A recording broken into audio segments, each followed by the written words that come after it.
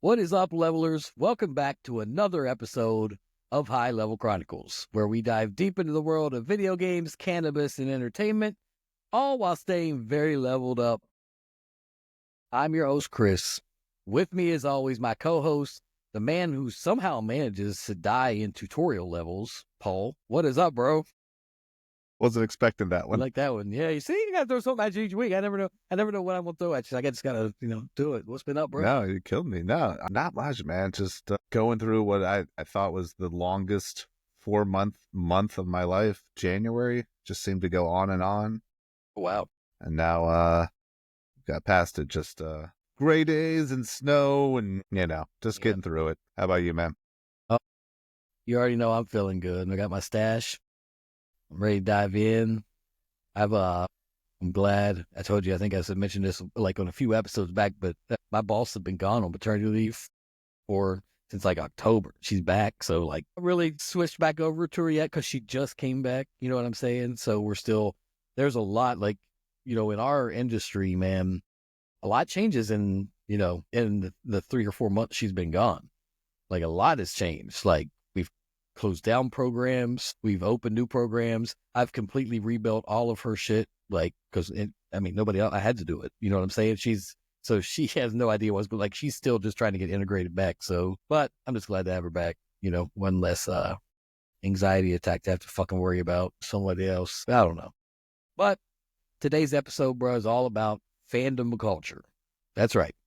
When fans take their passion for games, movies, shows, even celebrities way too far. The good, the bad, and the straight up unhinged. But before we dive into that, you know what we got to do? We got to start it off with Leveled Up.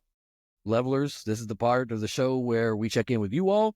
We see what you've been leveling up on this week, whether it's the strain you've been vibing with, the games you've been grinding out, maybe some shows you've been binging while baked. I don't know. Paul, what are our levelers out there saying this week? Got a few people. We got Long Tooth Bear 88. Long Tooth Bear 88. Long Tooth Bear. One of those bears with long teeth. Says, I've been on that Blue Dream lately. Classic smooth. I was just going to say that. Yeah, classic smooth. Keeps me creative. Been running down Hades 2 and binging the new season of The Boys. Absolute madness, man. I haven't gotten into Hades 2 yet. I did a lot with Hades 1. But I've heard the second one's pretty good. It's a good recommendation. And I don't know, did a new season of The Boys drop? I haven't watched the latest. I haven't watched the latest season that has Jeffrey Dean Morgan in it. I haven't either. I think I watched the second or third season. I think that's the latest one that came out. I think end of last year. It hasn't been. I don't think it doesn't feel like it's been a long time. But who fucking knows? Like you said, January. Time. I don't know, man. Time anymore. I'm just like, what? I don't even remember what half the time what fucking day it is. What? I don't know. I don't even know what fucking yeah. Time goes by fast, especially in these cold months where it's just dark so early. And fuck yeah. Well, at least it's starting to get darker later now.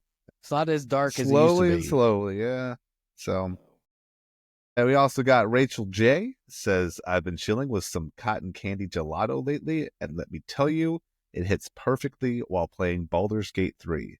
Like, I spent 30 minutes talking to a squirrel in that game, fully immersed, no regrets. Talking to a squirrel? Now, I got to question that because there is a popularized moment of the game. There, you can have the talk to animal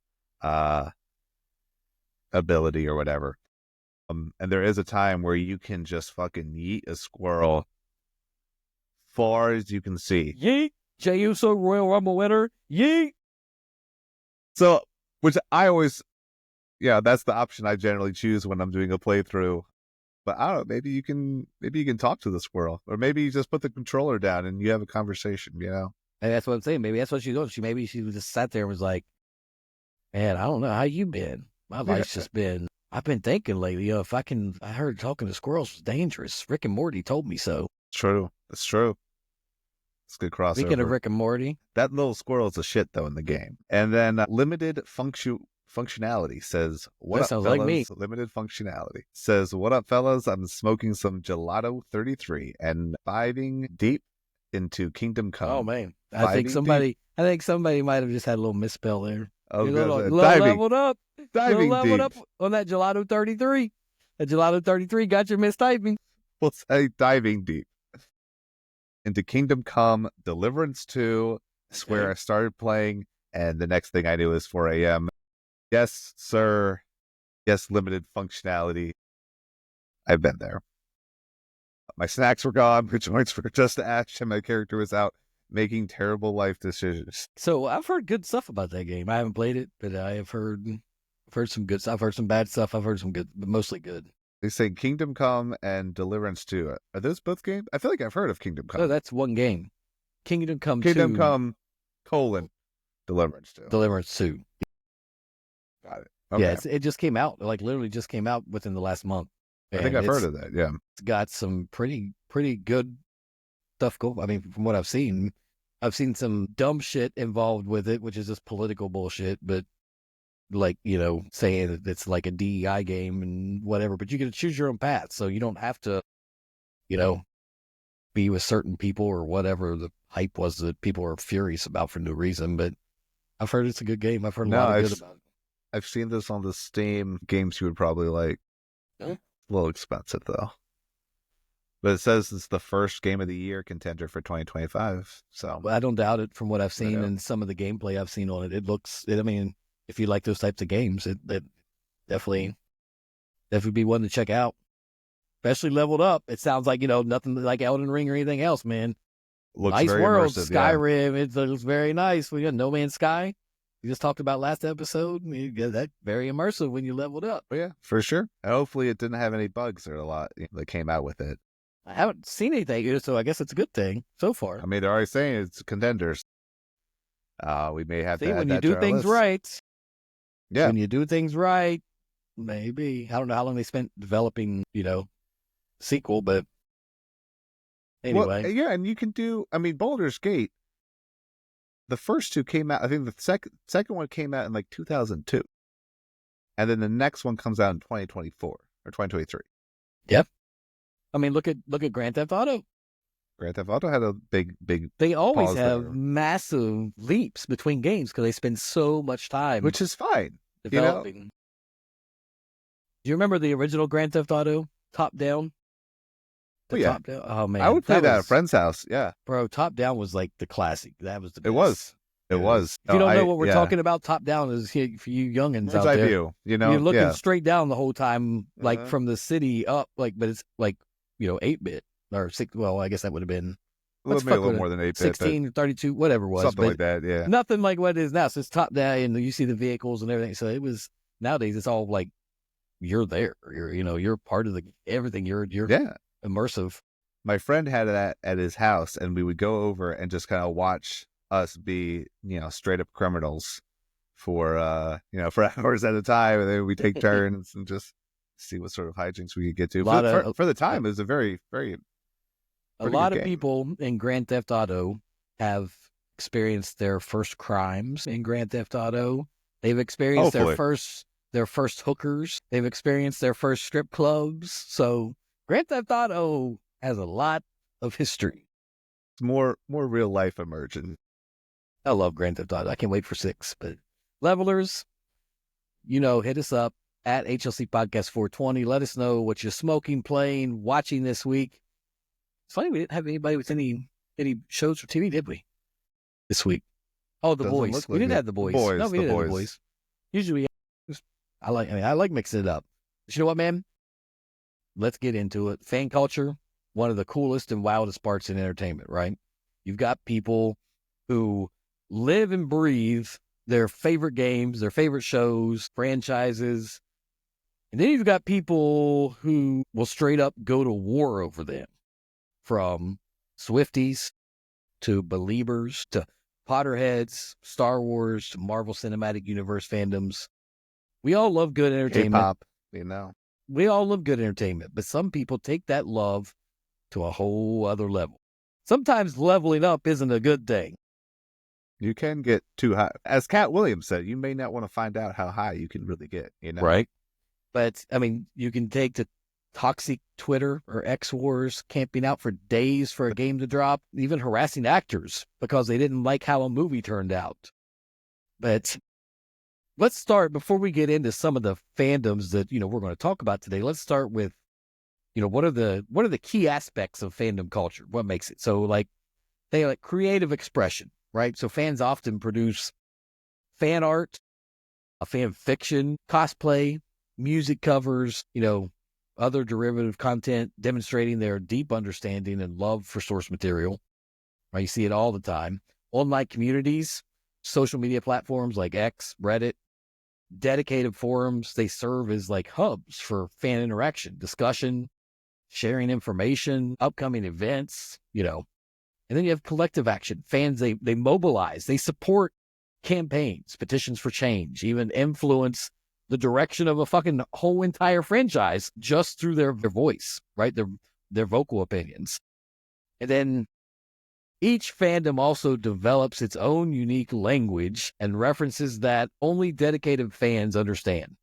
So further strengthening their sense of community. You know what I'm saying? Yeah, a bit.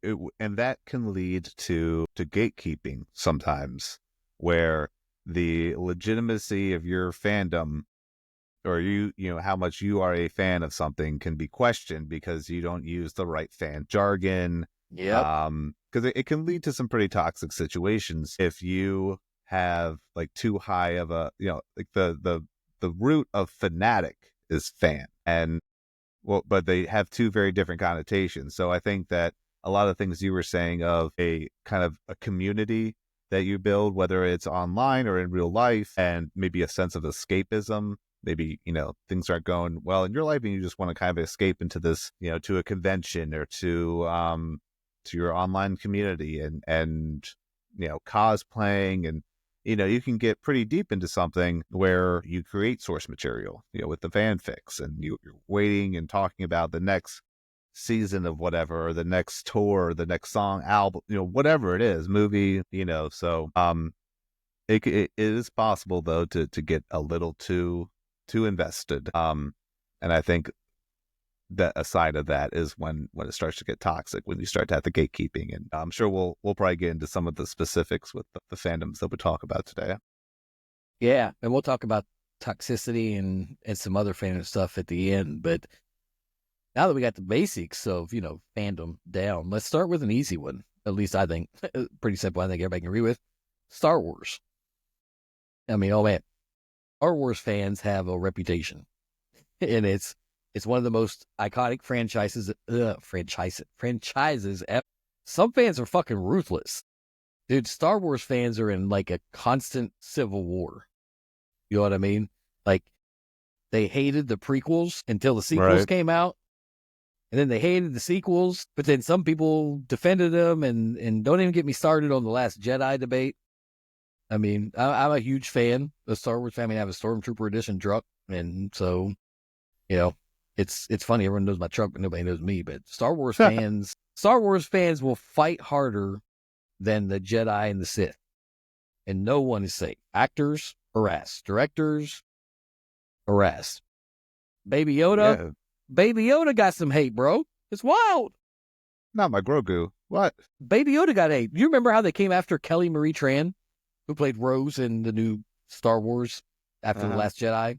She literally left social media because of all the harassment. I mean, people take stuff too far. Was she the one that got canceled or something? What do you mean got canceled? Maybe I'm thinking the wrong person, but there was someone. There was some sort of controversial. Oh, you're probably thinking of Gina Carano back in The Mandalorian. That's what I'm thinking of. Yeah. This is Kelly Marie Tran. She's in The Last Jedi, the new movie series, and she played Rose. And she was... Right. Yep. So she was like, just because of her nationality, there was so much stuff, they just gave her harassment, or like, she shut down social media. That's completely so sad. Shut down. Just because of a fucking movie, bro. Like, she was playing her role that the director told her to play and how to play it. And like, people can't separate it when they're too much into this fandom. And I don't want to talk about it today. It's not part of what I want to talk about, but politics is fandom too. Y'all can't separate shit when it comes to movies and actors and actresses and shit. And you're like, I ain't watching this shit because they voted for this person. Fuck that. You can't separate the person. I don't even want to, but that's just, fandom can go everywhere. It's not just entertainment. Is it's that, everywhere. sort of, can you separate the art from the artist? Like, right? They may have a political view that you disagree with, but like, did they have a good performance on what, I mean, I don't to care a certain who you extent, are. like if you're like, hey, I'm actually cool with Nazis, and it's like, well, Yeah. maybe I don't see that person, but Bryce for the Mitchell, most part, UFC. Wow, that whole thing. That Dana White always gives UFC guys like freedom of speech. That's his whole thing, right? And Bryce Mitchell came out saying that Adolf Hitler was this good guy and this shit and this and like, but Dana White sticks to freedom of speech. I'll give him props for that. You know what I'm saying? But he said they denounced it fully and said he's just, he works right. That is not our opinion. That is not anything, so. But people can't separate it. People are like, and I don't care. Like what I was getting ready to say was, I don't care who you are. You listen to some type of music that artist didn't vote for whoever you voted for. And you're not going to listen to them anymore because they didn't vote for who you voted for.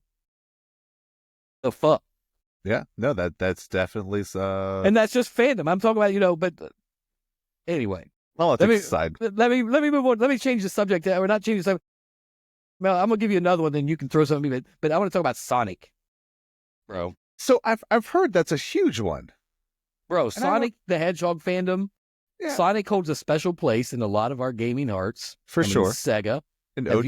And if you haven't seen the Sonic X or Twitter, there's the sheer amount of Sonic original characters art. And it's a fandom that's been going strong for decades. I mean, think of when the original Sonic the Hedgehog came out, right? 90s, yeah. I mean, they announced the movie. The biggest thing with it is, and this is what I'm talking about, they announced the movie for Sonic. Fans, myself, went wild. Sonic. But the first trailer dropped and the internet fucking roasted Sonic's design so hard the studio had to delay the entire fucking movie and redo everything with Sonic because they tried to make him look completely different than he was.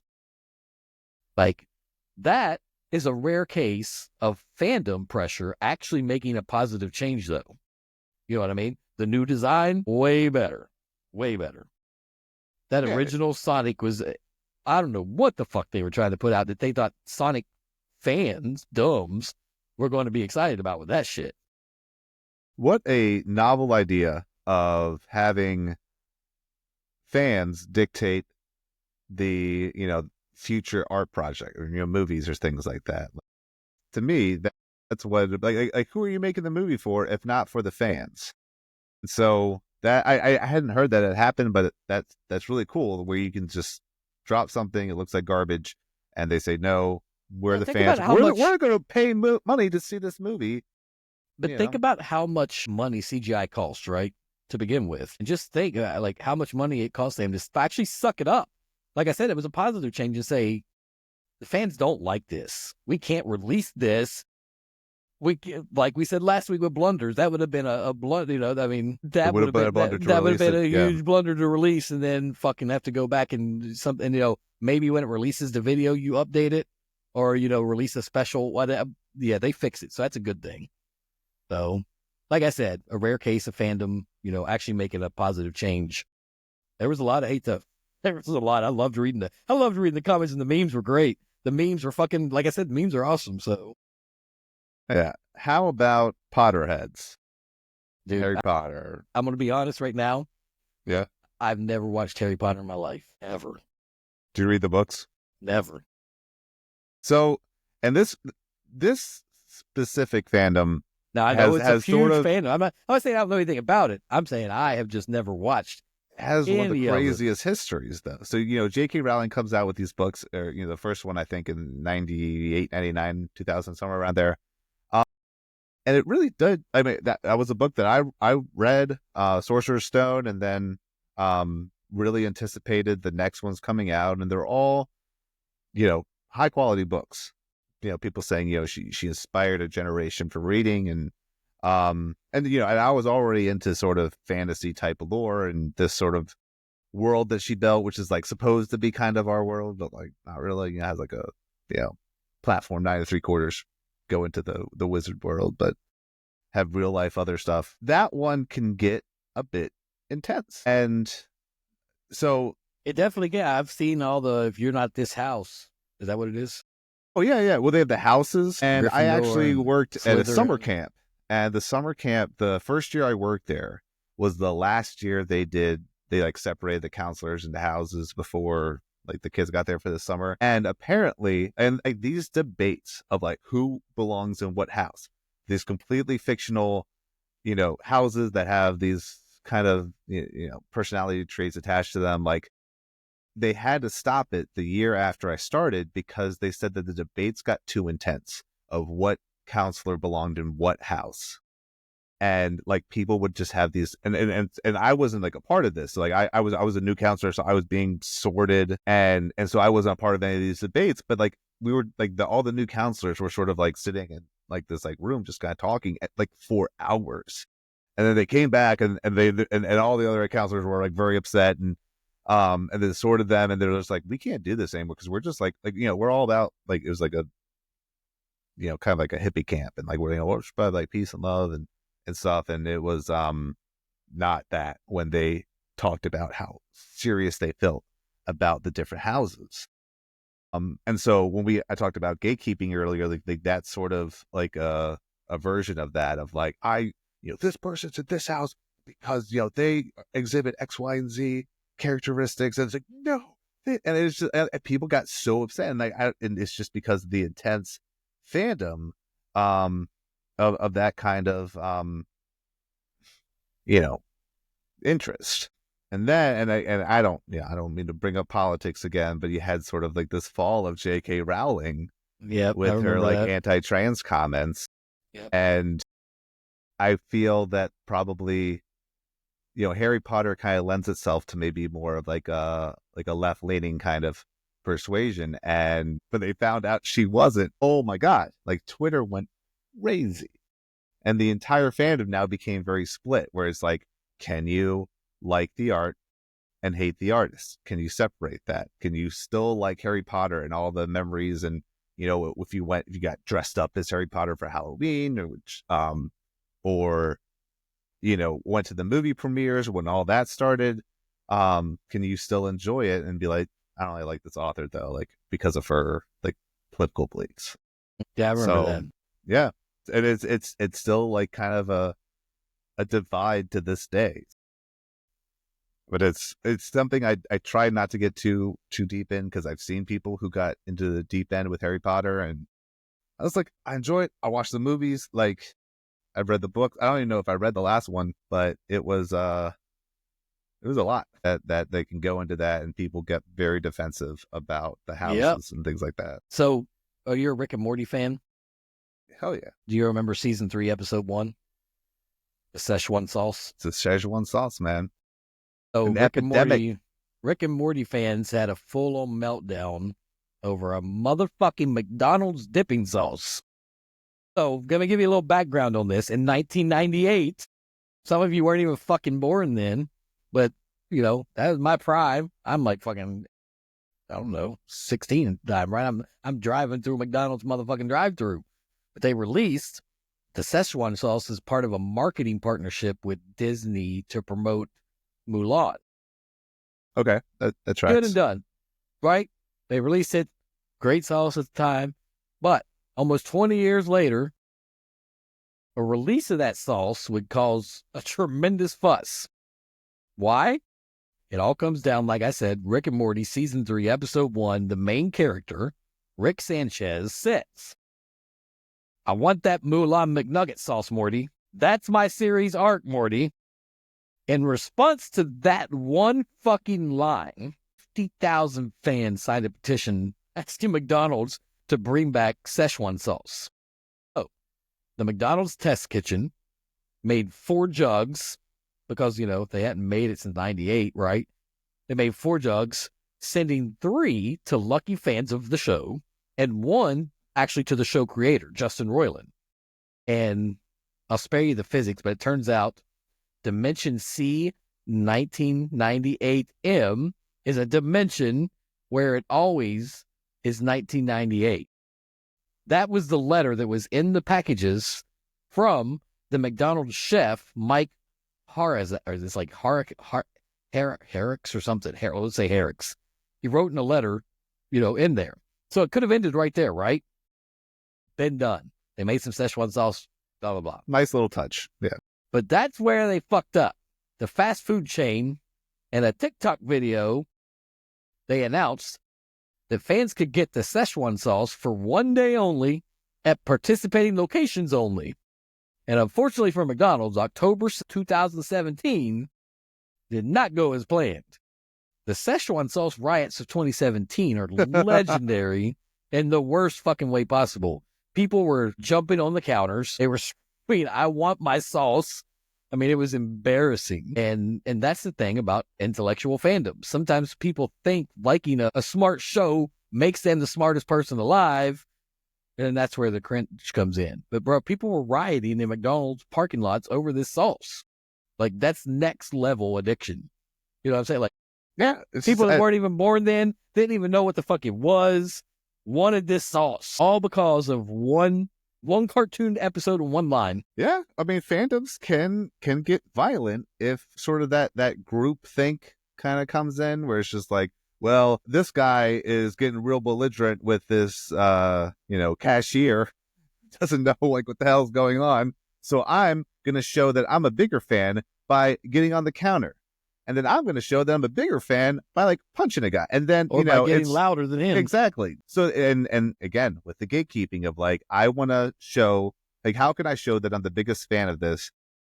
Because either one, you just are, and you're just super obsessed, or, is it just sort of like your way to escape, and you want to show like, hey, I've escaped more than you, and I've gotten so much into it.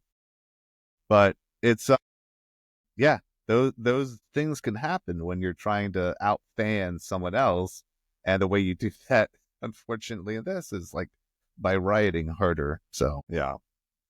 What about have you heard of weeboos? Weeboos, is that something to do with anime? It is, yeah. Yeah, so I know I've heard like vaguely, but yeah. It's sort of new to me too. But I when I heard about this, I was like, oh, it's this. So first off, I'm an anime fan. I grew up on like Dragon Ball Z, Toonami on Cartoon Network, and Pokemon, and it was something that I really liked as a child, and I've seen other shows as you've gotten older. I think Blue Eye Samurai is technically anime. Anime fandoms. Netflix. We got to go there.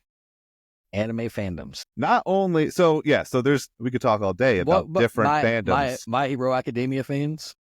I mean, I love the show, but the fandom, people are fighting over ships, harassing creators. Like, it's just a show. Chill out. Yu-Gi-Oh!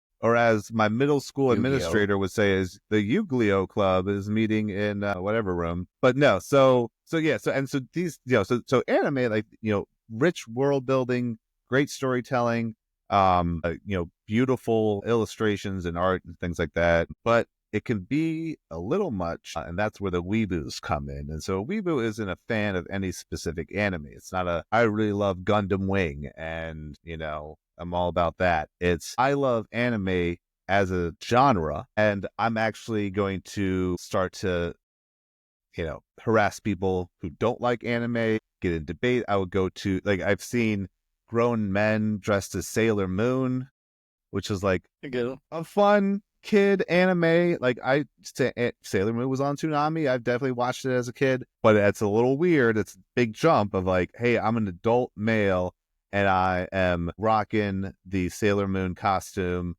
and just to show that I'm a fan. And it's like, it's easy to kind of like roast people that can get so deep that they are literally dressing as like someone else, or and it's not like like he really pulled it off, kind of things. It's a little embarrassing. But people who believe that anime is the supreme kind of genre, that Japan in general, like, it's kind of like fused with like thinking that like Japan is like the best nation or something, and then it gets like into like weird levels of like geopolitical stuff. But they're called weeboos. It's short for weebs, because it's anime is fun. It's there's a lot of different stuff you can get into once you start trying to make yourself an anime character, and defend it to the death. it just reached that level of toxicity and gatekeeping that, when a fandom goes a little bit too far. Is that related to Japanophile? Yeah. Yeah, Japanophile, I guess, I think weeboo is a little more of like a dig. Japanophile may be like a derogatory term. Yeah, but Japanophile is probably the more official term, that not only where you love the anime that comes out of Japan, but like everything Japan. You want to Japaneseify, things. Right. Japan's fine. It's on my bucket list to visit. Been there. Yeah. Well, I'm watching Shogun. Yeah, that's a really interesting about some Japanese history. But yeah, it's it's whenever you take something of like, I like this, to I like this so much that you suck, and I will at least verbally assault you if you don't like it. And it's like, well, it's like, okay, well, what are we doing here? Weeboo. What else you got? I mean, I feel like we should talk about Swifties. Swifties? Shit. Which we're not, and I'm not gonna hate on them.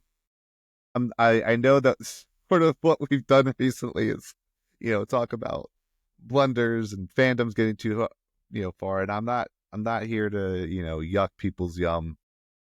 Taylor Swift is a very talented artist, but some of her fans can get a little bit like it was so I'm a big football fan.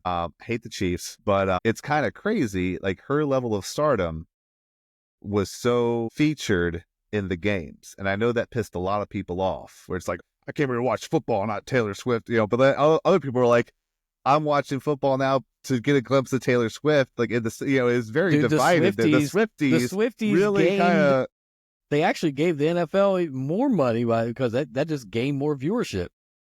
Yeah, and and then she had her big Eras tour, and and people are like, oh, like, is there songs about Travis, or like, does Travis fit like this sort of, I don't know, archetype that she sings in her songs? And I'm not a Taylor Swift fan. I think some of her songs are fine, but I know that but if there's like Swifties listening, don't hate me. I'm not hating on T Swift, but just not my cup of tea. But her fans, I know, like, they will spend thousands of dollars. Like, there's people that's followed her on the Eras tour, which I don't know how much money that costs. Well, I saw tickets were going for a couple thousand each. Yeah. So to see that multiple times because you're that much of a fan, concert tickets nowadays are just so wild. I want to see more concerts. It's just the pricing now is just, it's almost impossible. I mean, unless you want to spend at least $1,000 to go to a concert, it's almost like, fucking, you might as well just stay home instead of dealing with the mess and trying to get a bird's eye view of fucking whoever your favorite artist is. These ticket prices are outrageous. If you see someone that's like currently like, top of the charts, what I do is there's a whole alt rock genre of bands that I like to see. These bands haven't produced any new music in like 20 years, but they're still touring. And give me an example. Jimmy Eat World. Oh, okay. Third Eye Blind. Third Eye Blind. I saw them together 11? at a concert. 311. Yeah. Yeah. So Amber. there's it's the color of energy. And so you can still see some of those older bands, like, you're like, I didn't even know they were still together. I haven't heard them since 2002, but yeah, they're still together, still touring in the summers and stuff. And if they're not, Grammy material, that's fine. The tickets aren't going to be super outrageous, but I haven't gone to a concert though in a while though. Maybe I went to a couple in like 2018. I'll be going to one here soon. Oh, where you see another one here soon. We'll be going to another one here soon because for I think I said it in another episode, but we got tickets to go see Nelly and everybody down in for the Where the Party At tour. We got front row pretty much. See, that's so cool. But Nelly, yeah, he hasn't done anything in a while. But that's okay. There's nothing wrong with that, It's Nelly, Ja Rule. Yeah. It's old school. That's what I like. It's that was even mine and my wife's time growing up. That was our music. You know what I'm saying? So yeah, I'll do that, or I'll find them at Charlestown Casino or somewhere where the bands from 20 years ago. I hate to say it now, it feels so old, but they come and play, and you can get in for $50, and it's like a deal. Exactly. I saw Rolling Stones in 2018, and not a big Stones fan, but I was just like, they're legendary. I don't think they're coming out with anything else, but who the fuck knows? But it was a really great concert down in Landover, the Commanders play. But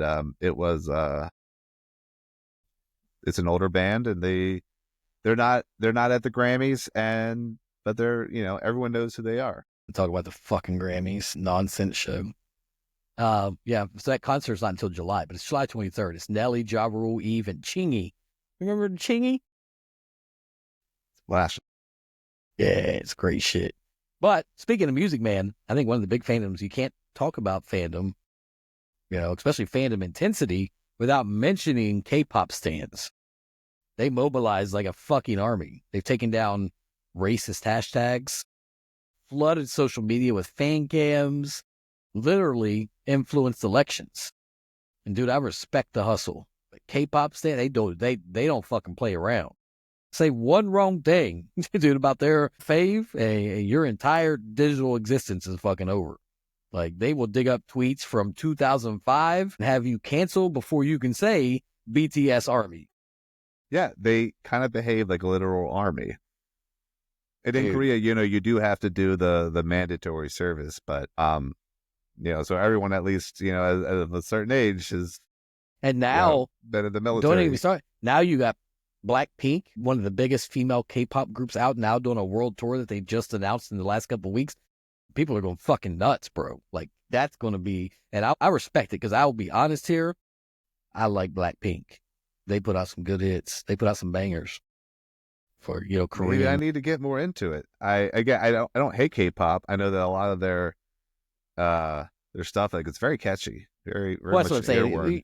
Have you heard the you listen to any of the top 40 stations or anything at all? Sometimes, yeah. You know the song? It's called APT by Rose and Bruno Mars. Have you heard that? I don't think so. Yeah, never mind. You wouldn't know. She's from Blackpink. Because they had to separate while they was on their thing, and now they're back together announcing a world. So it's a huge thing now. Like, it's a huge thing for them. So that fandom is going to go nuts. That's a whole army itself. Yeah. It can be a lot with those folks. They're called Blink. They can really run. What's Blink. that? Blink. That's Blackpink's. Yeah, Blink. Oh, Blackpink fans. Yeah. Blink. Yeah, I feel like was Psy Korean? Psy. Yep. Yeah, I think that really started it. Whoop. Yeah, that was an international sensation, and then he just went away. It was so big for so long, though, and now now you have these groups, and yeah, just there's TV shows, tons of interviews. They get the full court press. Good. Music's for everybody. Music's for everybody. It don't matter what style or genre or what country it comes from. It gets across to everybody in one way or another. Sort of its own language. I dig it. Yeah. So why do people do it, man? What do you think it is? Like, why do people get so deep into fandoms that most of the time it turns toxic, honestly? We can be honest here. It turns toxic most of the time with these fandoms. I think a lot of it is like passion mixed with, say, like internet anonymity. People feel super connected to these games, these shows, movies, because they shape their childhoods or mean something deep to them. But when you add in social media, it's like people forget how to fucking act like normal human beings. Yeah. Right. It's like some folks need that identity. They're not just a fan. They're like a super fan. You know what I mean? Like you said, it's like their whole personality. And if someone disagrees, they take it personally.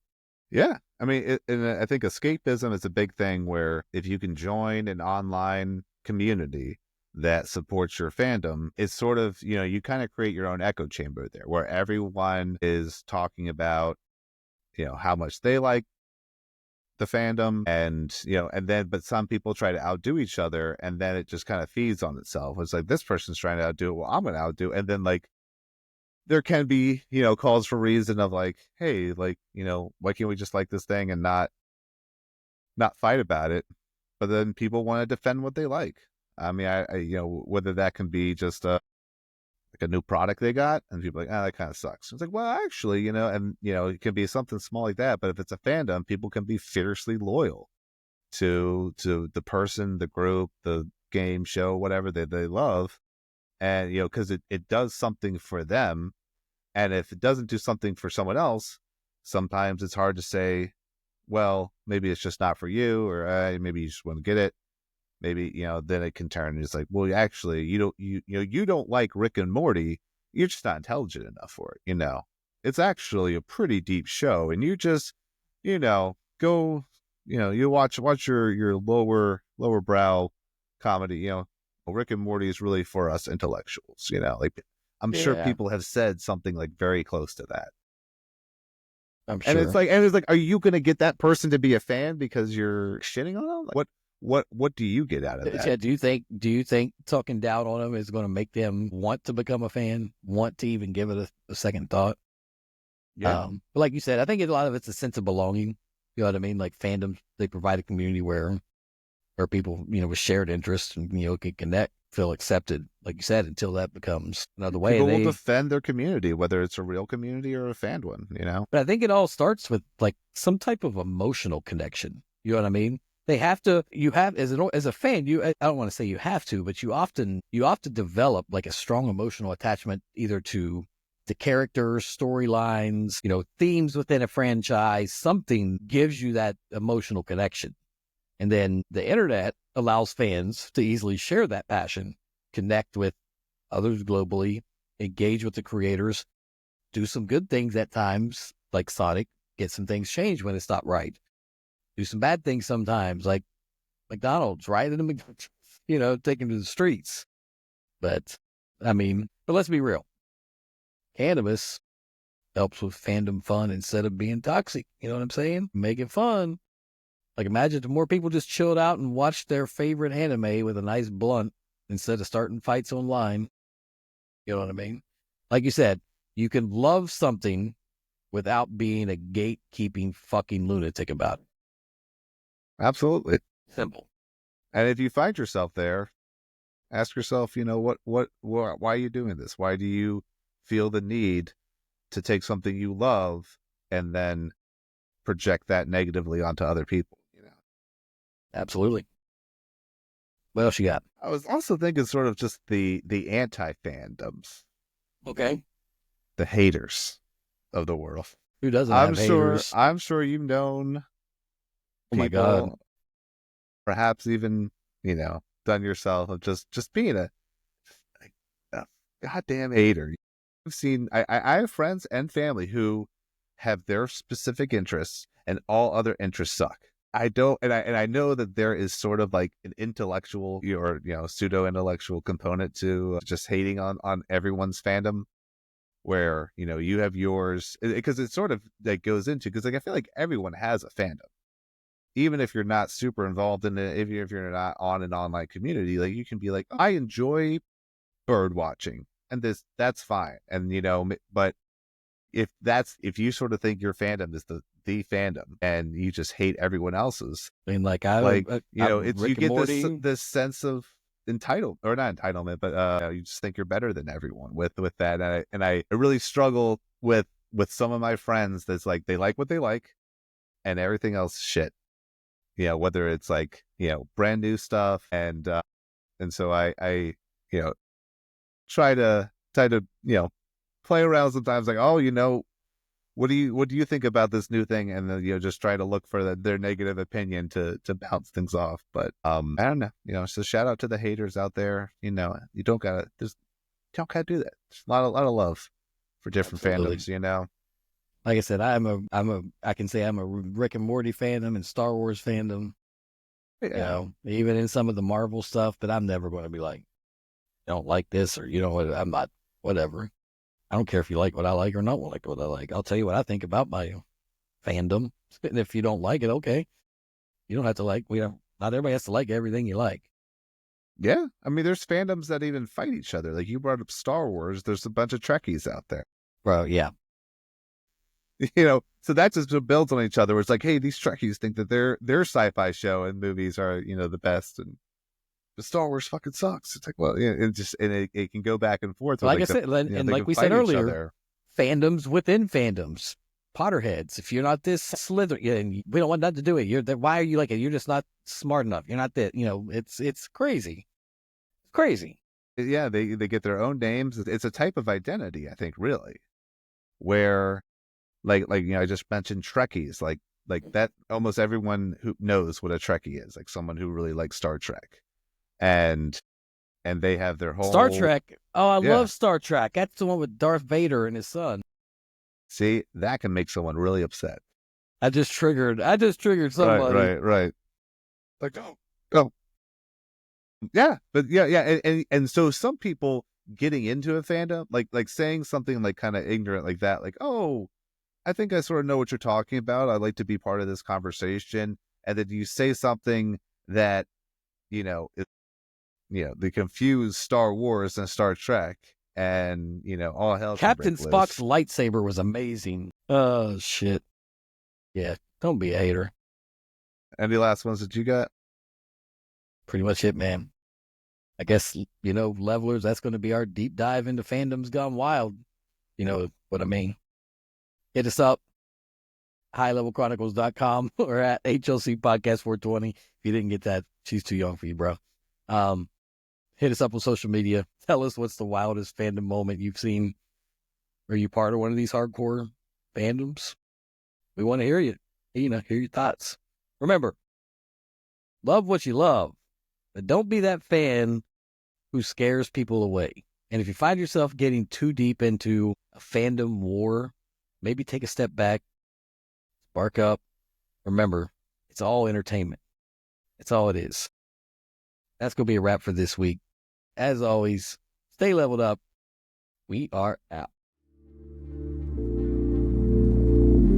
Thanks for listening to High Level Chronicles. See you next time.